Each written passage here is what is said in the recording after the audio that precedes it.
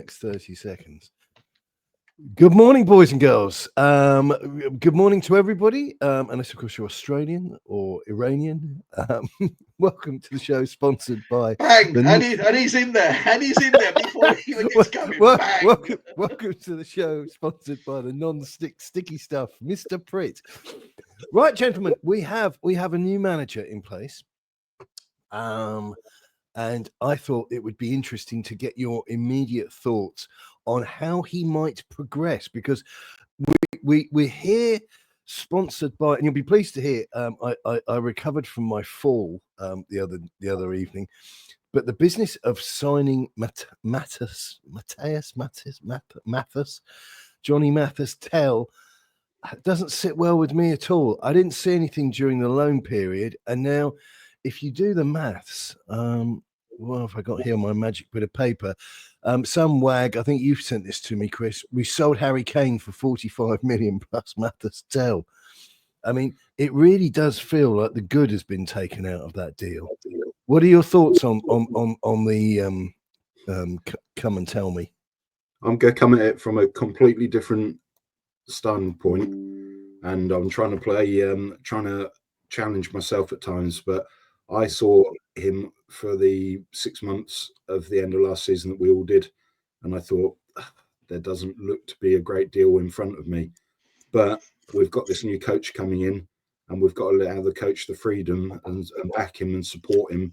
So if he is signed off on it, we've got to hope that he is renowned for his coaching ability and he betters players. So yes. Does he 20 years of age, he can better him. And then if so, I'm all for it. And at the end of the day, last year, we had Ange asking players to do Ange type things. So if he is being deployed in a different position under a new ambitious coach who wants him to try something different, it could be a good deal at 20 years of age, but it could be completely the opposite quite easily. And as for you, Antonio?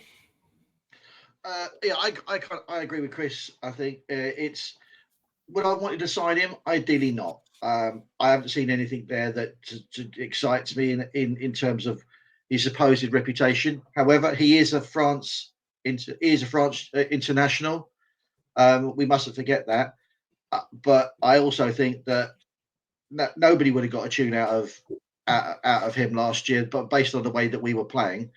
But I then look back at, say, like I said in previous podcasts, I followed Brentford for quite some time when they're in the Championship, and I remember watching this young lad, young striker who started to make an impact. I think we've got a touch of the Freddie Parrott, whatever's there.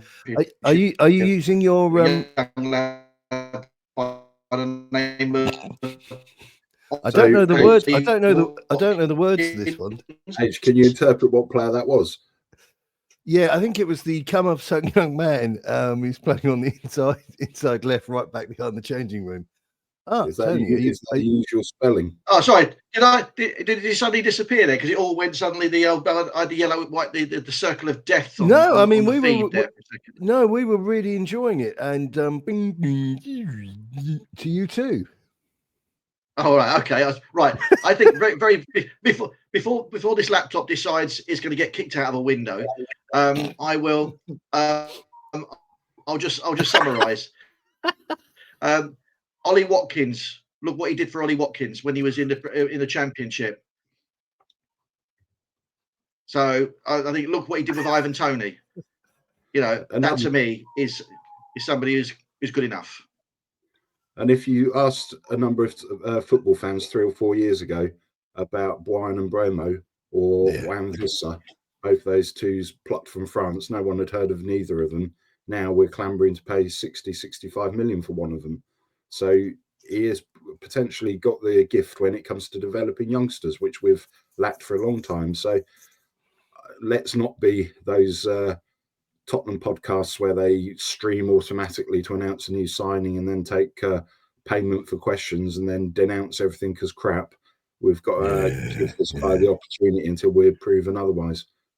I think you're right. I think for me, Frank has achieved. You've got to be really careful because I've got to. I mean, it won't come as a shock to anybody. What I really dislike, what I have endless contempt for, and I haven't deliberately have stayed away from football London and other places with the imaginings of trying to transpose what a coach did in one place and then doing it another. But I think there are some fundamental truths with Frank, which are that he has achieved for me the almost unthinkable of keeping a Brentford team that on paper ain't brilliant in the Premier League again and again and again. And I don't think we can dismiss that.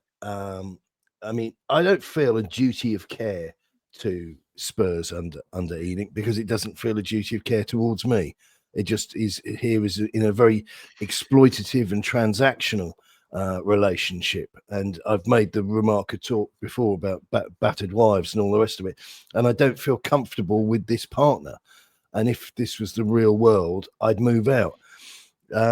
But I'm certainly prepared to give Frank a go, which I don't mean that in a sort of aren't I wonderful, aren't I an Uber fan? But I think that's based upon his track record. Yes, his win percentage hasn't been historical. Yes, his results haven't been historical because he's not won anything. He's not really achieved very much. But in the day-to-day grist of the mill, getting the job done, staying where you are with the resources, I mean, really small resources, I'm hopeful we can get a tune out of players that perhaps didn't before. And that was my massive criticism of Ange, which, I know there were many criticisms, but the biggest sadness for me was the fact that the misuse of players, and players were being played out of position, even when we had significant injuries. And I mean, we saw Mikey Moore there, and I'm going to keep an eye out today because he did get injured playing for England, and it was it took a half horrible whack. But I mean, why, in the name of anybody, are we not seeing more of players like that? And if there's sort of political stuff going on, like he's fallen out with somebody, that person he's fallen out with needs to disappear because we don't know their names. Now, I suspect we may have cleared the decks of those people. But I think if we can see Frank show us some of what he did at Brentford, which clearly Daniel, for all his sins, has seen, I think it's potentially an excellent appointment. At the moment, I think it's a really good appointment. I'm happy to see it. But Tell, I didn't feel anything watching him last time around. Two thoughts. First thought is that the appointment of Frank is not too dissimilar to the Pochettino in a roundabout way. When he came in, he was from Southampton. He had achieved nothing, neither had Frank, but he was embraced for playing attractive football and developing players. So very similar on that respect. But Frank's got a pedigree of coaching for the Denmark national side at various youth levels. You don't get that gig if you're a crap coach. And second thing, it will come as no surprise whatsoever that all the Ange-sexuals will be hoping this bloke starts losing games, and the murmurings and discontent will be quickly out if he does. But if we were prepared to give Ange all these months and the rope to do the proverbial, then we've got to give this guy time and realise that it's potentially a long-term project. So I think the positives weigh the negatives. How about it's about time they practice what they preach and back the manager? Yeah.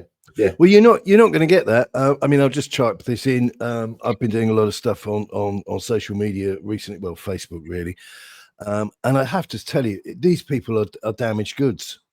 They are tinned goods with no paper label on them, and they're just snarling and sniping at everybody.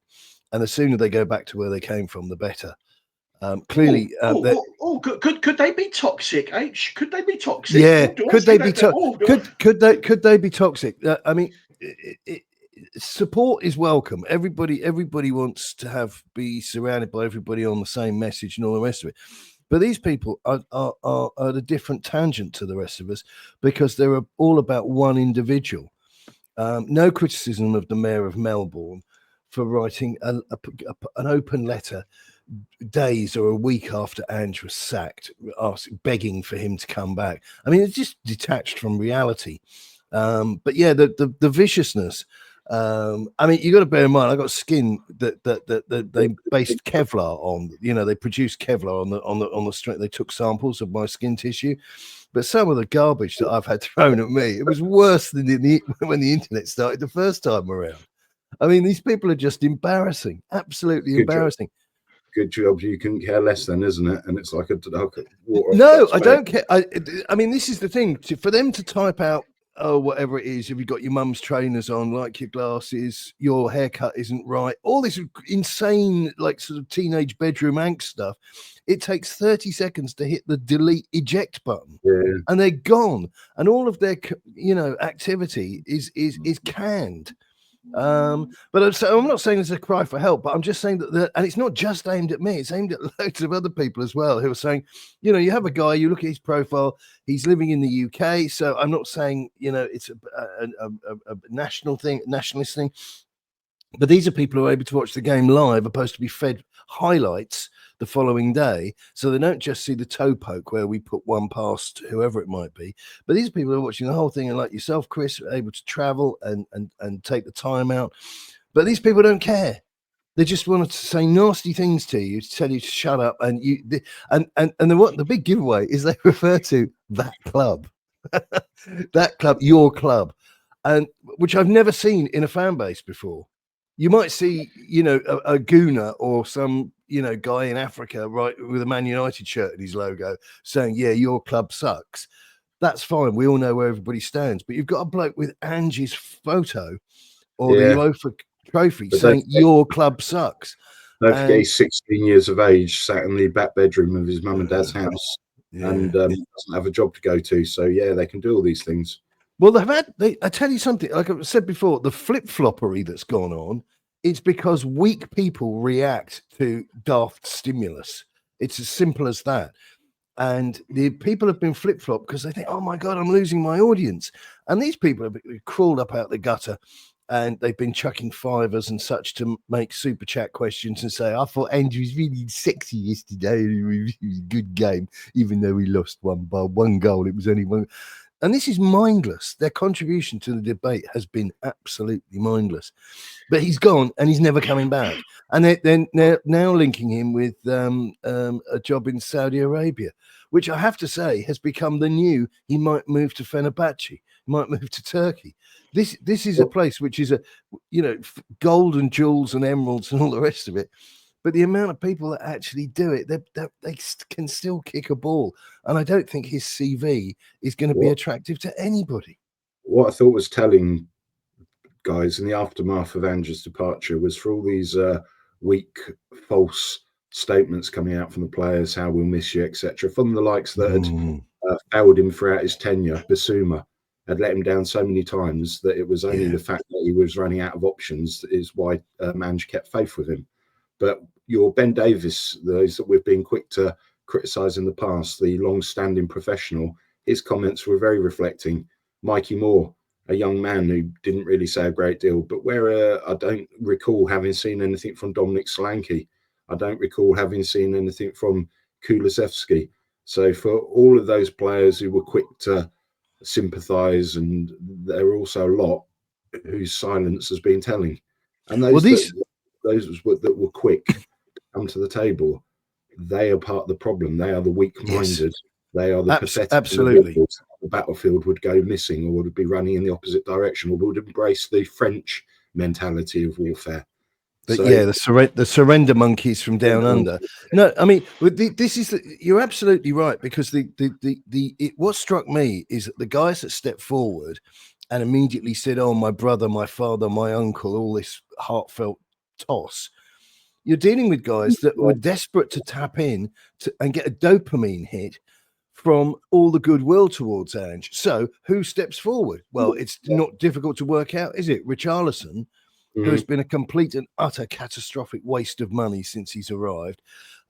Romero, whose timing of his second thing, which should be the end of him. That shouldn't be at the club any longer. Well, that was his intention, I believe. Yeah. I don't think he's a particularly sophisticated guy, and he thought it was a great opportunity to get his todger out and have a little bit of a whiz, raining down on Daniel's head, and then you've got players like Bissouma who have absolutely tanked. were. And they're all talking. They're all doing this. Oh, I love you. I miss you. I always miss this bond. This bond. This bond. Where was that? Where was that same appetite 22 times last season where we lost?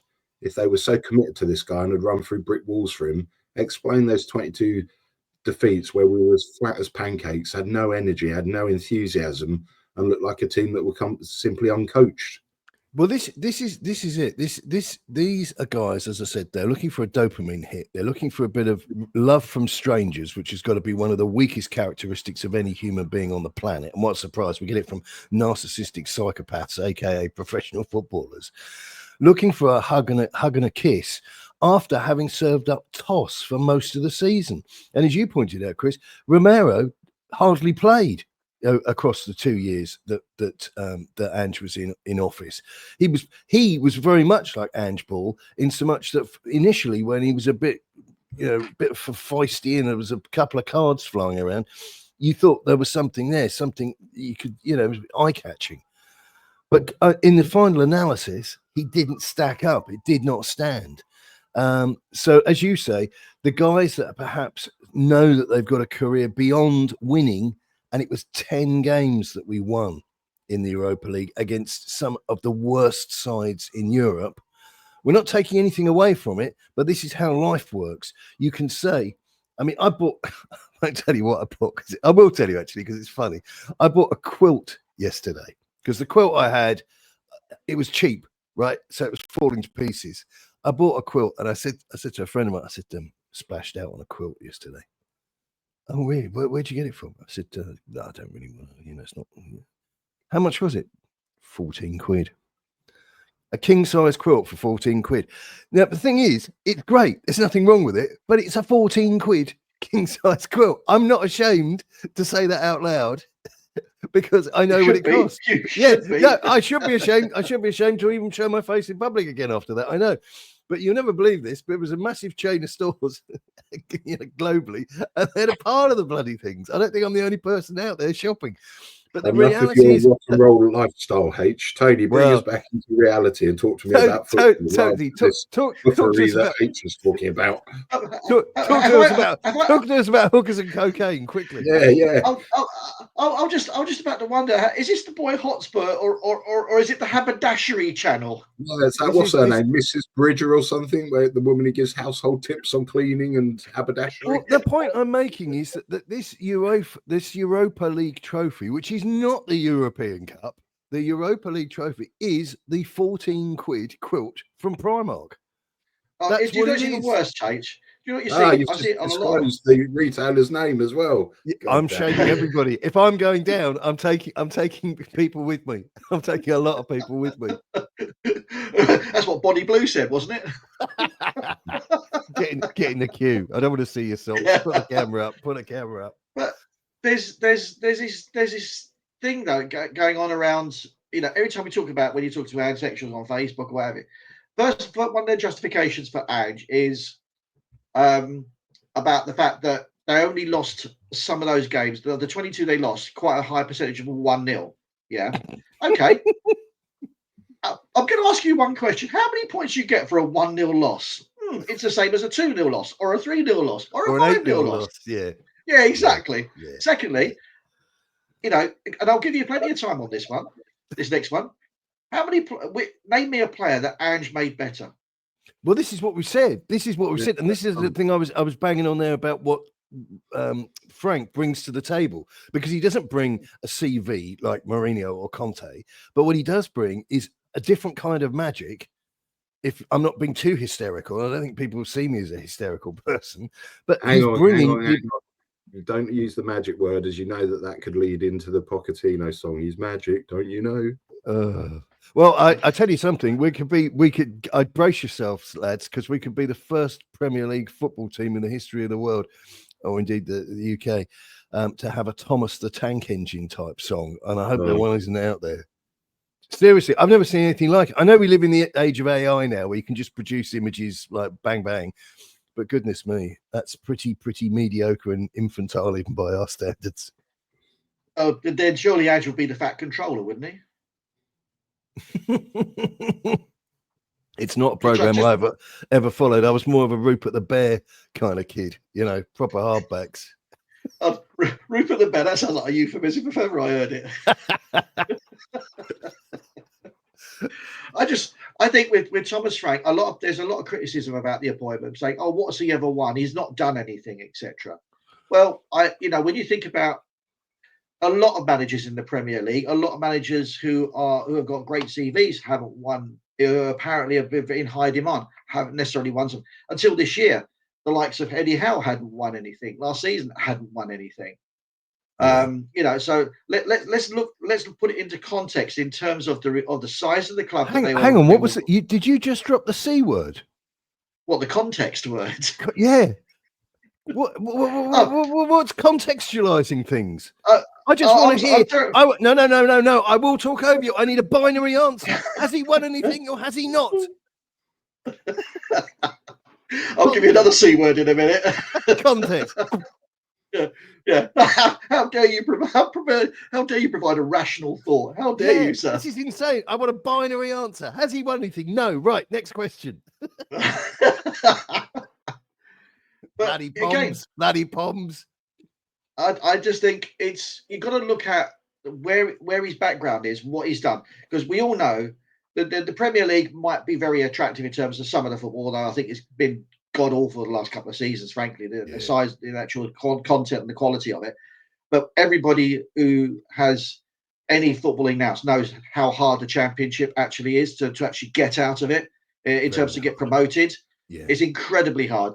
And I watched Brentford when they were in the Championship when they had like some little young Ollie Watkins, and the football they were playing was excellent, and they were top notch. They played attractive football, which is quite unusual for the Championship because it's very attritional.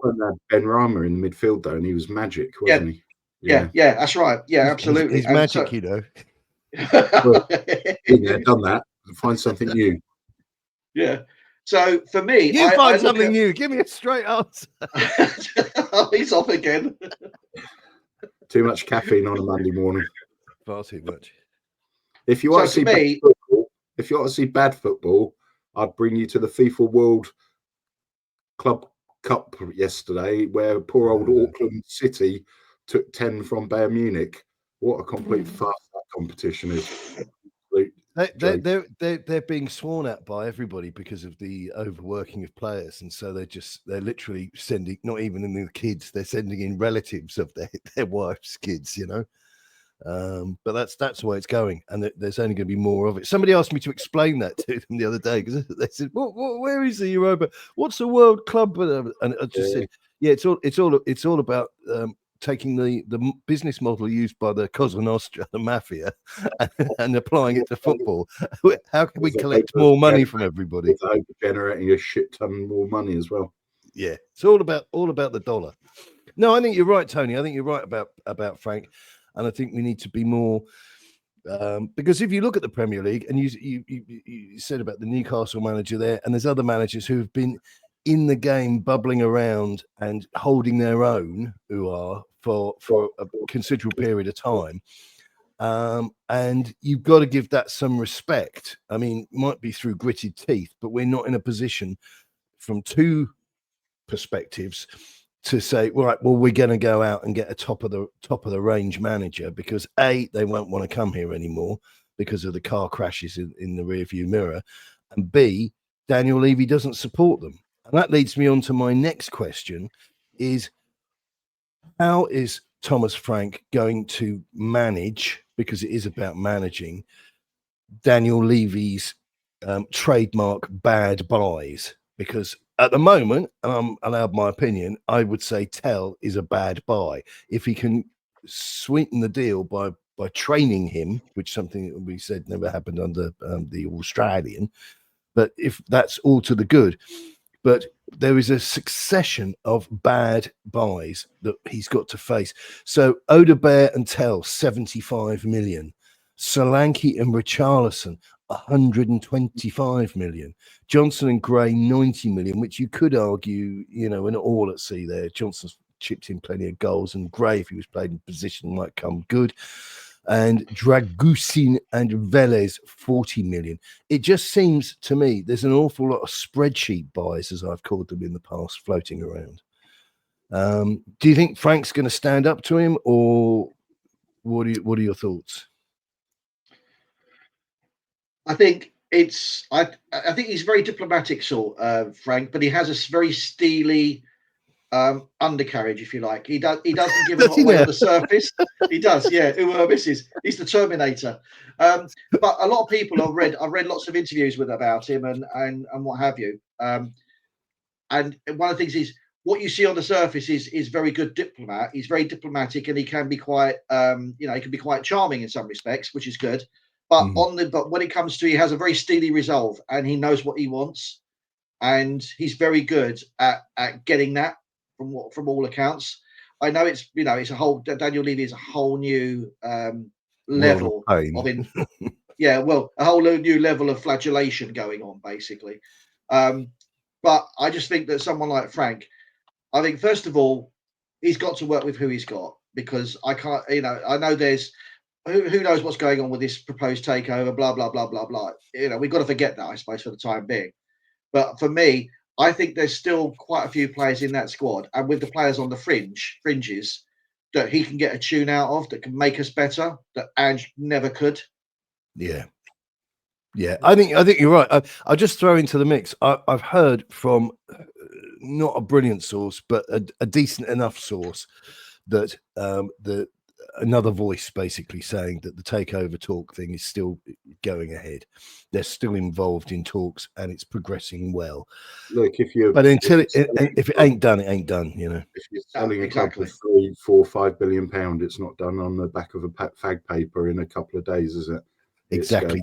You can't take a £4 billion deal down the pub and offload it to one of your mates.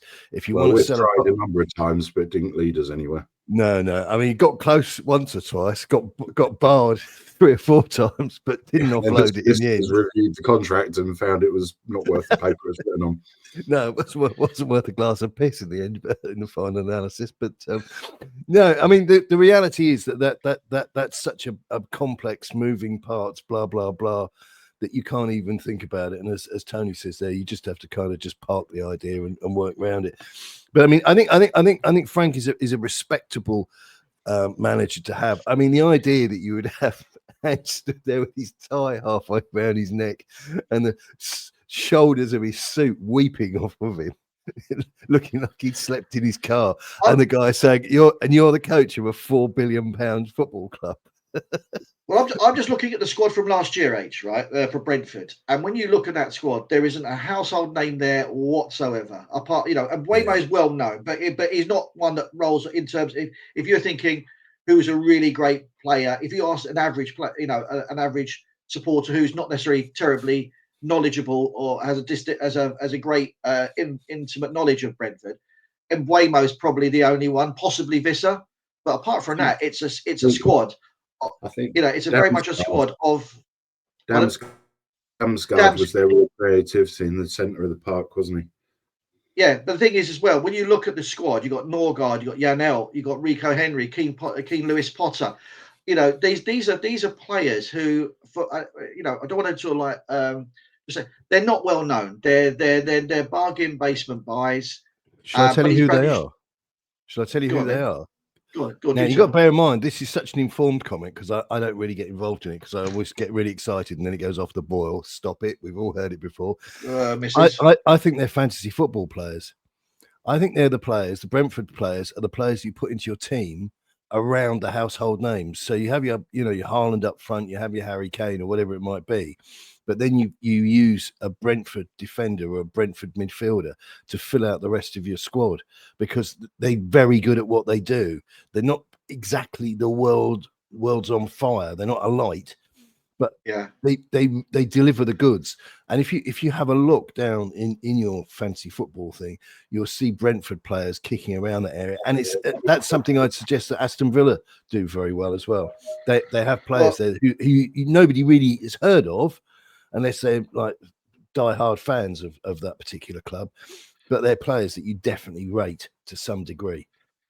Yeah, but the thing is the thing is, these players, as you say, they're fantasy football players, but they're all going to be fantasy football players on low values. Yet he had them playing extremely well, That's the getting to point. Yeah. 56 points. You know, and when you look at the average over the last 2 seasons, because obviously we had a good season. You know, we got 5th last season with a higher total. No, Brentford last season weren't very good. They came 16th last season, but Yeah. if you in the season before, sorry, but if you average the points over 2 years, we came 11th, they came 12th.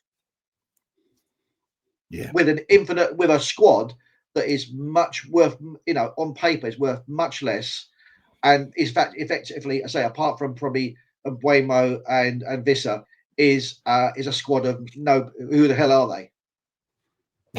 So you're right there. I needed some juice. I needed some energy. I needed some power. I could see you fading away. I thought somebody'd started up the conveyor belt. He's Filipino boy under the desk was making a run for it. No, it's when his wife. That's his wife bought the face when he came home with one of those Yo sushi counters. Put it in his home office. What are you going to use that for? Don't worry, I'll find a use for it. No, I think you're absolutely right, and I think they've got perhaps not a bottomless pit, but they've got a good selection, a good smattering of players who you might just, on the face of it, underestimate. But you can't take anything away from the fact that that's the phrase I'm looking for: good utility players. I don't mean versatile, but I mean good utility players. So it's like, you know, invariably when you flick the switch, the lights come on in the house. It's something that you can. What the hell is he doing there? You're too out of control. It's like herding cats. Oh, you! Who fuck you? Fuck you! Fuck you! Go fuck you! Oh, this is working really well, isn't it? I think we have to bring the name of a serial killer into disrepute shortly. Let's put Ted Bundy into the equation. That one's for Norman Stanley. That one's for Norman Stanley Fletcher.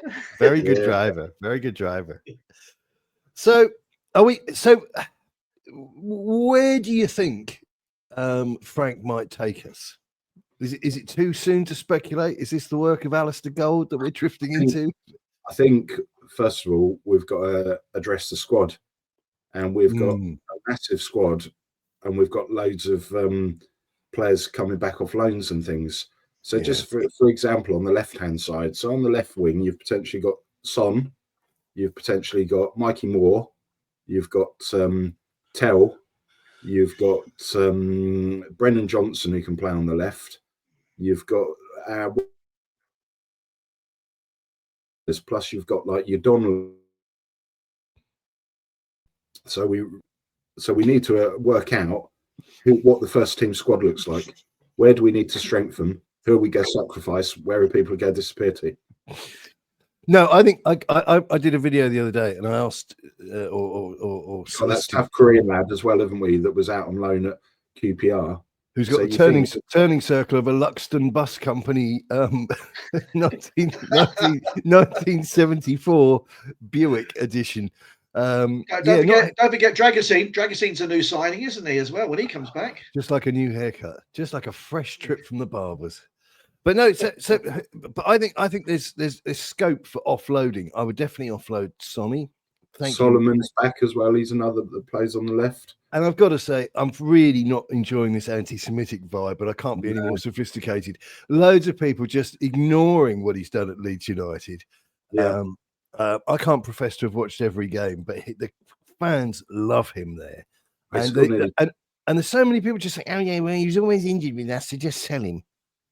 I'd love to see him back in a Spurs shirt. I really would. I thought he was a good player. I enjoyed him. Enjoyed watching him play for Tottenham when he was at Shakhtar Donetsk. He was playing regular Champions League football, so he's got more experience of Champions League football than really anybody in that current Tottenham squad.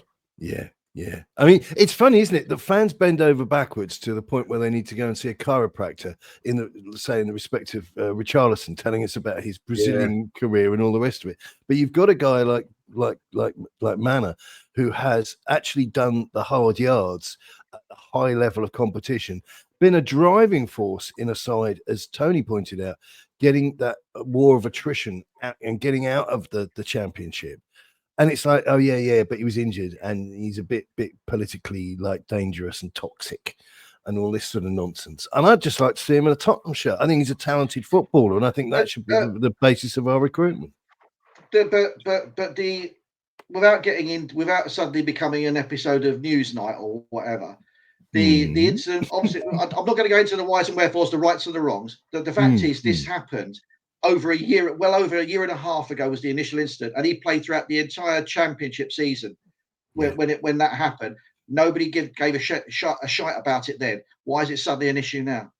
Well, it's an issue now, and I'm going to be blunt, but I'll be careful because A, people get bored, and B, but very noisy people who don't really have a brilliant worldview of stuff. They left school early. They didn't go to the history lessons. They don't understand stuff like international law. They can't understand or embrace the concept of an entire race having had enough. Which is, I always say that for people who are struggling with this issue, they've had enough. And it's a very easy go-to for a lot of people who don't want to think too hard. And I think it's a shanda. I think it's absolutely shameful that this kid, and he is a kid. I mean, it's hilarious. All of the excuses that Spurs fans use around footballers, you could apply to Manor Solomon in a positive way. He's young. He's an early learner. He's an early adopter. He's played at the highest level. He's this, he's that. Here's some CV where he helped bring, or was a driving force in bringing Leeds United back out of the Championship and into the Premier League. There is a lot there not to dislike. There's a lot there not to dislike, and nobody's talking about it. It's just being sort of brushed away with, well, it's a bit difficult. It's problematic. And I despise that. I really do. It's such lazy, fuzzy, thicko thinking. It really is. It really is. And it doesn't stand up to scrutiny. It doesn't stand up to scrutiny. The point is that if you wanted to start applying this, and like I say, we don't want to go down this rabbit hole because this will end up in a whole different argument. But if you apply that logic to every football player, right, there's bound to be. If you look at the African Cup nations, you look at the atrocities that go on in Africa. Are you suddenly going to start pedaling backwards and trolling through all of that and going, well, what about all those atrocities over there? What about Eritrea? What about this? What about that? You've just got to say, look, stop it. Just stop it. The guy was playing football last year, and nobody had an issue with him playing football. And if the likes of Maccabi Tel Aviv or what have you, they qualify, they play, they're playing in Europe or what have you. Is anybody going to say no? You can't play in Europe because of what's going on over there? Well, come on, guys. But you see what you've touched on there as well, and I think it's important that we kind of, as you say, sort of keep parameters around this conversation. But the reality is, you're dealing with a situation which, to a greater extent, and I'm talking, I point to Gary Lineker. It's very easy to start wanging on about children having been unfortunately killed in a theatre of war, which is what happens. But this doesn't fit with the luxury belief system that these people are operating. So you start talking about, Eritrea, you start talking about this, that, and the other. People's brains just shut down because it's so easier just to shout on the corner of the streets, free, whatever it is. And it's a dumb way of viewing the world. You're better off staying away from it if you don't understand it. And there's you just hear about humanity, compassion. I'm going to use that C word again. Context is everything. Yeah, absolutely. But no, the context here, though, and this is the most important thing for anybody that found that last few moments irritating. The context here is we are a football club and he is a footballer and he's on our books. He's with Leeds United and he should come home. If he's happier at Leeds, then let's sell him. But let's make these decisions human decisions, opposed to focusing on the player and the clubs involved, because he's a decent footballer, which isn't up for debate. And this is the same fuzzy, unhelpful thinking that dogged the careers of both Mourinho and Conte when they were at Spurs. They didn't want to talk about their CVs. They didn't want to talk about what they. Oh, he's not very nice. Yet we sat through 2 years of Fatty sitting there coughing and staring at the floor and generally cooking. I mean, there's that phrase again, cooking. He was brewing for an argument every time he came out. He was happy when things were good. Oh yeah, I was saying to Pushkas, right? We were down the old club having a couple of tinnies one. The farmyard, fireside, campfire tales of yesteryear, very comfortable. The moment you start saying to him, "Look, you morbidly obese monkey, why do you keep losing games?" Well, I've been doing this for 37 years, mate, and I don't appreciate your tone, and I'm certainly not a clown. And we only lost by one goal, so analyse that. He was belligerent and a wholesale unpleasant, and God knows what his personal hygiene was like. Really trouting it on now because he's not here. But I'm just sick of these people. It's just demanding that black is white because they feel like it and they haven't really thought about it. So the man would have an argument with himself in a locked room. Let's face it. He was just absolutely belligerent. Absolutely belligerent. There's no other word. Going back to your original question, can I just throw a few names at you? So you've got that Yang Min Hyuk coming back from QPR, Solomon returning from Leeds. You've got Ashley Phillips coming back from Stoke. You've got Valise. Well, they might as well just send him to the Bermuda Triangle. He's that effective. You've got Alfie Devine coming back. You've still got Brian Gill on the books. You've got Will Lancashire coming back from West Brom. Jamie Donnelly and the goalkeeper both coming back from Leyton Orient. Alfie Dorrington coming back from a successful loan at Aberdeen where he won the Scottish Cup. Yeah, George Abbott had a decent loan out at Notts County. Matthew Craig, a good loan at Mansfield. And you've still got Ajayi, never seen since scoring in the Europa League. Again, what happened to him? That Ajayi guy and Mikey Moore, that's criminal. And Callum Alessi, and then you got this Barnett Williams coming through, the 16-year-old that everybody's talking about. So there's a massively bloated squad there, and you've got the Vuskovic, the centre-back, heading through the door. And this morning I'm reading that that we're being linked with Nathan Collins, the centre-back from Brentford. So we've got a lot of work to do. We need to trim the squad. We need to work out who we think's going to be on the pathway to the first team and give them that opportunity. But we need a couple of sprinkles of magic dust because we still need a genuine defensive midfielder. We need somebody like, dare I say, Eze, who can bring some creativity and flair and invention. And we still need a forward. Because I don't understand for the life of me. Don't get me wrong. I don't think Eze, despite the cost, which is obviously artificially inflated due to it being the Premier League and him being homegrown, but him being English or whatever. But the idea that we just don't go out and buy Eze and just throw the money at it. I mean, the amount of money, Richarlison and Solanke, for example, and there are numerous other examples that go back over the last quarter of a century. The money that's been thrown at players who have just were allegedly going to take off. I mean, Richarlison's a good one. Tongi Ndombele was another one that was going to take off, was scheduled to take off. And they never leave the departure lounge.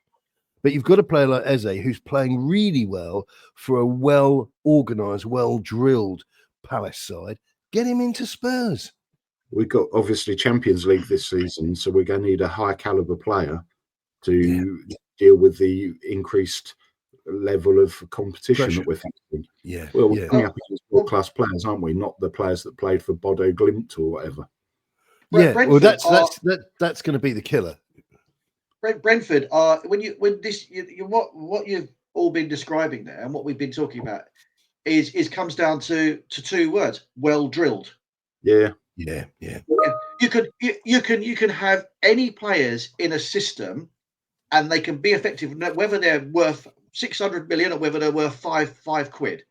If they're well drilled, know their place in the system, know what's expected of them, understand their responsibilities, and are well drilled and also well coached, guess what? Things happen. And well drilled, well coached, they know where to be, they know what to do, less likely to get injured. Well, the thing that we haven't spoken about in the 45 minutes we've been chatting shit so far is Justin Cochran. That was Tony. Tony did the chatting shit bit. Yeah, it's Justin Cochran arriving at the club. So it finally feels like we've actually the penny's dropped and we've invested in decent coaches. So Frank's brought a majority of his coaching team with him, whereas Ange was always a bit of a red Adair. He just bought himself. He never bought any coaching team with him. And then that should raise the alarm bells. So now we've got a genuine fitness coach. We've got a set piece coach. We've got a bloke, Justin Cochran, who's got a really good resume. You've gone. I can't hear you. You're talking like coherent words in a language. We've got a young lad who's got a really good resume, and part of the agreement was that he could maintain England coaching. But if you watch Tommy Tuchel's games of late, that's not really a thing to write home about.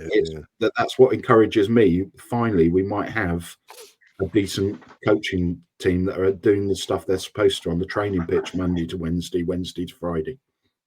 Yeah, I mean, look, we said this 1,000 times, but never underestimate the fact that Ange was here for 2 years and he eventually fizzled out into getting this team, which has got some good stuff in it, but it's also got some rubbish in it, which is Levy's fault, nobody else's, into a position where they could beat 10 pretty shit teams and win a trophy, which is heavily devalued. And this is why we get, again, going back to the whole thing, infantilization of everything. People are screaming about champions of Europe. No, Champions League, PSG are champions of Europe. And you see PSG, Atletico. Yeah. This is going to be, they're going to put it at this game out on a pay-per-view restricted age channel. This is going to be watching like the latest Bonnie Blue adventure. You're not going to be able to just tune in on that. It's going to be a deeply nasty internal massacre. Well, it would have been under Ange. Well, this is it. I mean, it would be interesting to see because goodness me, he will really cut his teeth and show what he's made of if he can get this lot organised to play PSG. Because if there's ever been a damage limitation situation, it's this. I think if your sort of question was, what do we expect from Frank as well? And all I expect from Frank this season is I don't necessarily think that we'll probably win anything, but what I would expect to see is us playing competitive football again and not rolling over. And I think if we get I don't want to put a number on it, but if you halve the amount of defeats that we got this season, I'd say that's massive progress. Well, they don't shy away from the reality that losing 22 games was not just a club record, it was a Premier League record. Because up until then, had you lost 22 games, you were relegated. That isn't opinion. That isn't opinion. That isn't like, well, I take the view that. No, it's a fact. So he escaped. I mean, this is one of the decisions that Daniel Levy got absolutely right, that to pull the trigger on this clown, because it was a one-way ticket. But I cannot see Thomas Frank not improving players, because tactically there's a greater awareness, understanding, a respect given to the offices of the game. So you get like you get a set piece coach, you get a so-and-so coach, opposed to this, well, me and Puskas, right? We all of that gibberish, and you're able to rustle up 10 games where you can beat Tut. And I don't think Thomas Frank is going to come out after we lose to PSG. And if he does better than lose, that will be insanely good. And stare at his feet and say, well, we weren't really playing our football and all this talking to his shoes business. I think this guy is going to have because every time he talks, he's like Arne Slot. I listen because I'm listening to a football man. He needs to deliver the fundamentals of a strong spine of a team, and that's where we've never had that proper number 6 in the midfield. We've never had leaders, but if you look at his values, that he will be insistent on that. So all of a sudden we've got 2 proper centre backs in there to defend. We've got a defensive midfielder in front of him. He just sits there protecting them, and we've got a changing winning mentality. It's the small things that he can deliver that we can see a big difference as a result of. I'm looking forward to seeing Frank get hold of Gray and Bergvall in particular, because there's 2 young players who clearly have a fair whack of talent, but have not really shone as they might have done, and I am convinced that is down to the way they've been used. I don't think they've been coached at all, but I think they've been used to supplement the roster when the injuries have began to pile up. Well, Frank wanted Archie Gray, and the other one that he wanted was Brennan Johnson. We've never been his biggest fan or advocate when we chat, but there's still a player who got 19 goals last season, so he's obviously got something about him. If he can be properly coached, who knows what there might be at the end of the pathway.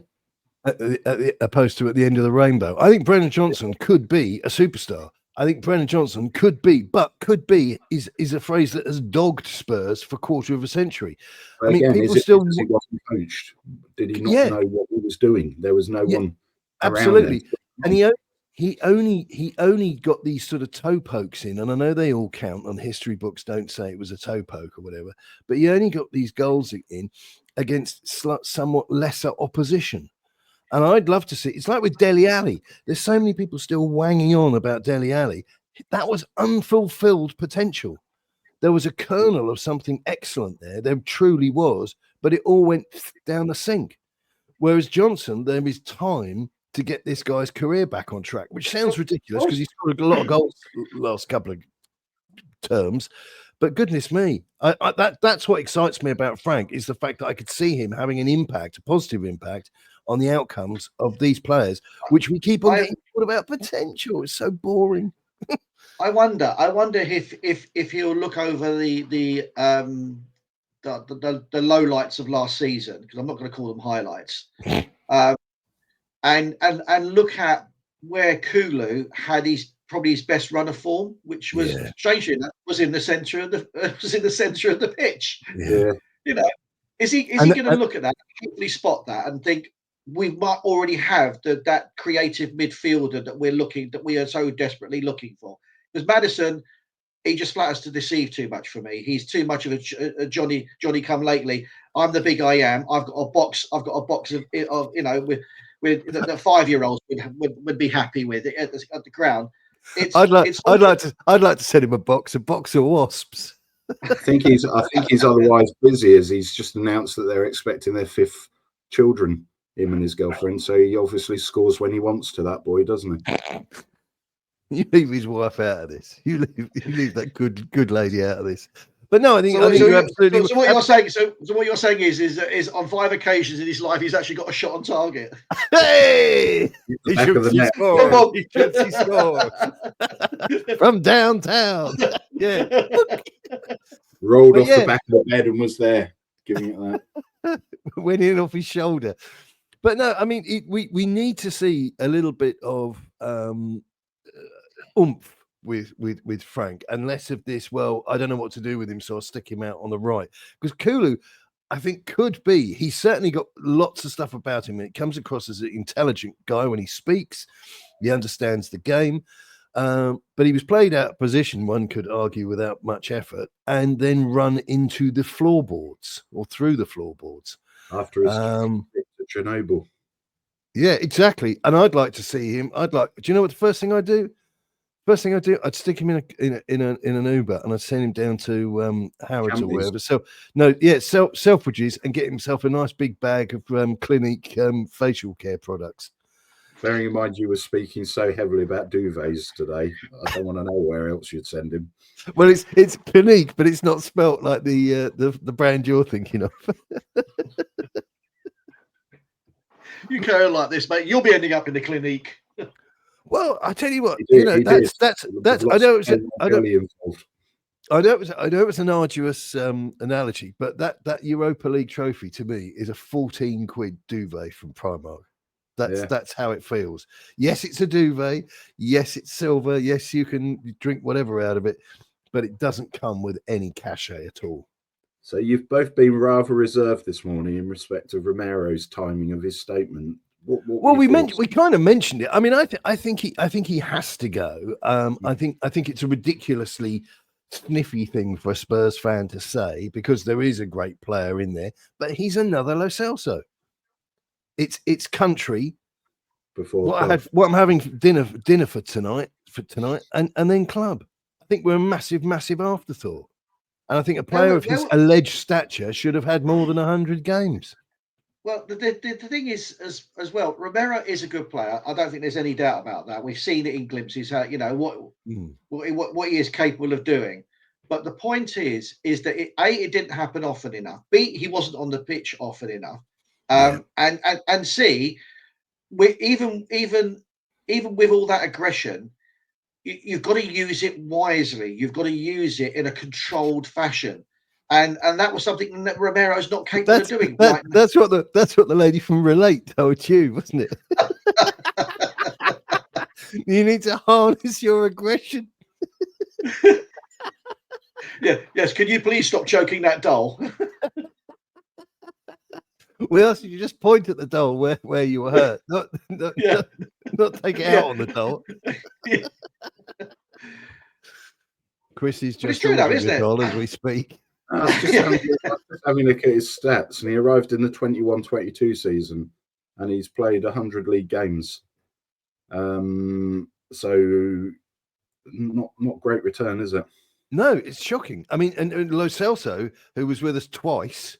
So 18 games this season, the season before 33, so almost a 50% reduction. Yeah. So the most we've ever had out of him is 33 league games. And the most he's ever played for us in a complete season was 34 games. How can you as well? This what really rankled me with Romero was after hearing all this outpouring of vaginal juices later on in the season. That's very rude. He might not have a vagina. Lots of men do these days, but hang on, the world's changed now. You're either a man or you're a woman. There's no in between. Oh, really? Yeah. I didn't realise.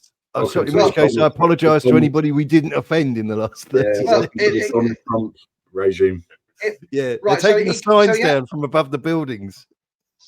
So he has this great this outpouring of grief and adulation a squirt of grief. Yeah, absolutely.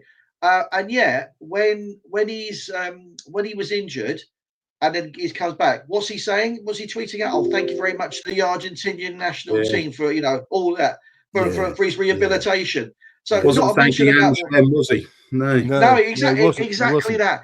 And that to me, I twigged that straight away with that, and I suddenly thought, well, so where was Ange in the grand scheme of things then, mate? You know, so you weren't thanking him then, were you?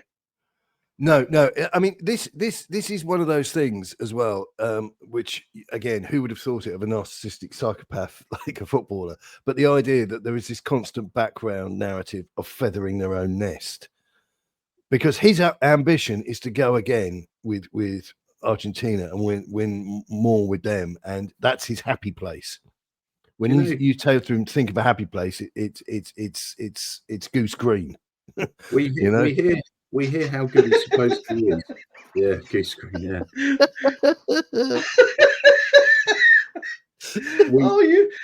You're seriously, you're the Donald Trump of Tottenham Hotspur. Honestly, you just can't help it, can you? We hear how good he's supposed to be, but how many top clubs have actually ever been in for him? Because if Real Madrid wanted him, they'd get him. You don't see him linked with Barcelona, the money men of Europe, PSG. If they wanted him, they'd get him. But for it's going to be interesting as well with Bissouma, because Bissouma being linked with Fenerbahce, which I've kind of said this in the past, that the Turkish press are rather shameless in who they say their big sides are interested in. You know, Galatasaray are close to a deal with blah blah. Not really, but they're just keeping themselves in the mix. But if Bissouma is looking at Fenerbahce, you can understand it with Sonny because it's a nice friendly place and you've got Jose there and all the rest of it. I don't think Mourinho would want this. I don't think his character stands up to much scrutiny. And if that's happening at this stage of his career, it's game over. Mate, they promised him all the nitrous oxide he can breathe. That's what it is. Well, good luck over there. It's interesting country. Very interesting. I personally think with everything that's going on right now, for the first time in a long time, I actually have some genuine hope for us as a team in terms of playing some decent football. I really do. And that to me is the overwhelming. Whether it happens or not, who knows? But like everybody else has been saying, when it was Ange, you got to give him a chance. Got to give him a chance. Well, now you've got to practice what you were preaching to us. Yeah, but that doesn't that doesn't work, because when we said give him a chance, we meant give him a third series, and he's already given you a cup. So anything you say doesn't stack up at all. It was like that other idiot down there talking about things that sort of implied that he knew what he's talking about and understood football. Not interested in that. As opposed to the idiot that mentioned Goose Green. Well, it's just a happy place. A bit soured by situations, but a friend, one of my mates, his best mate just came back from the Falklands. He's been there 6 months. He works in the Army Fire Service. Did he not know the war was over? Well, he was the Jason Bourne of the British Army. Yeah, that's right. He was having chats with penguins about the tariffs, that sort of thing. You know the one they did. Did you remember Benny from Crossroads? Does that have any traction with anybody in the audience? Apparently, the British Army, the head of the British Army, when they were over there, was told that the regular Joe soldiers were referring to the locals on the Malvinas as Bennies, because of the sort of with the and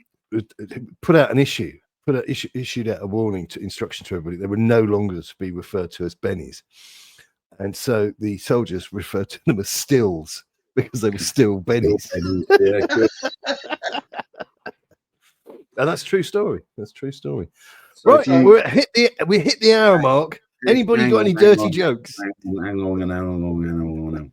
We have got to get rid of Son. We got to get rid of Richarlison. We got to get rid of Basuma. If somebody wants to come in for Pedro Porro, let him go. And if the Argentinian national doesn't want to be with us, adios and thank you very much. You get rid of those 5 players, that gives you the cash to make some signings that could change the club moving forward. I think you're right. I don't think it gives us much cash. And I noticed there was yesterday. Did I see? I was looking online. Accidentally, it came up, and somebody said that's not the first time that's happened for you, is it? No, exactly. I mean, that's why I'm constantly deleting my browsing history, because of stuff flashing up. That I thought, how the hell did that dwarf get on there? I just don't understand it. But a guy said, imagine we had 150 million quid to spend this summer, and I just burst out laughing. Carlson and you'd have to sell half the squad to raise 150 mil, but to give us some wiggle room, Sonny, thanks very much. Hold a testimonial, put a statue up outside Chick King. I don't care. But Sonny, Richarlison, and Bissouma, anybody else that wants to go, would give us some wiggle room money for hopefully Frank to have a sufficient say on to give us a more than a fighting chance. But I'm looking forward definitely to his coaching. I hope Frank also addresses the goalkeeping position. Now that's one we missed off the list, because the Vicario thing, I think, is very shaky. A lot of murmurs that Vicario's been met with AC Milan recently. I would be another one. I'd quite happily pick him up and drive into the airport if it meant seeing the back of him. I'd give him a fireman's lift in order to get myself into the Guinness Book of Records and get him out of the country. I'd carry him over my shoulder to get shot of him. I don't hate him. I just dislike him, because hate is a very strong word, but I really do object to him, and I don't think he's a particularly good goalkeeper. And look at his record. But what are we going to be told now? What does that Venn diagram look like? How many Australians are massive Vicario fans, and why didn't Tubby sort that problem out? I don't think you're going to make him good. I don't think the defense is the issue. I think he is a flapper. Very animated when he flaps, and we get lots of dink-a-dink-a-dink with the feet and all the rest of it. It all goes very Tom and Jerry, but I just don't think he's a great goalkeeper. I'd laugh if he came in, had a pre-season looking at everybody, and came up with the conclusion that Brandon Austin was his number 1 goalkeeper. Yeah, that would be sensational, because I think that guy is perhaps needs a little bit of a nudge, like a wife or a girlfriend or something, to say, go and tell him you're good enough to do that, because he's been here forever, and the little we have seen of him was very pleasing. But we've seen a lot of Vicario, which was like a horror show. Well, you've also got Keeley coming back from Orient from his loan spell at Orient, where let's face it, in League One, the football is industrial to say the least, and they're chucking balls in left, right, and centre at him, and he managed to cope with that really well. Very much like the Falkland Islands, where the men are men and the sheep get nervous. He's off again. Comedy hour was H. Yeah. Well, I did say, has anybody got any dirty jokes? Nobody took it up on it. I thought I'd just inflict my own upon you. Right, we've hit an hour and 5 minutes. That's the death knell of every podcast going, I think. So thanks very much, Tony. That was superb. I hope you get that situation sorted out. I'm glad to see you back, able to sit down without a cushion. Chris, excellent insights as ever. And to the rest of you, we're all behind Frank. What are you up to? Good luck. Keep it Tottenham.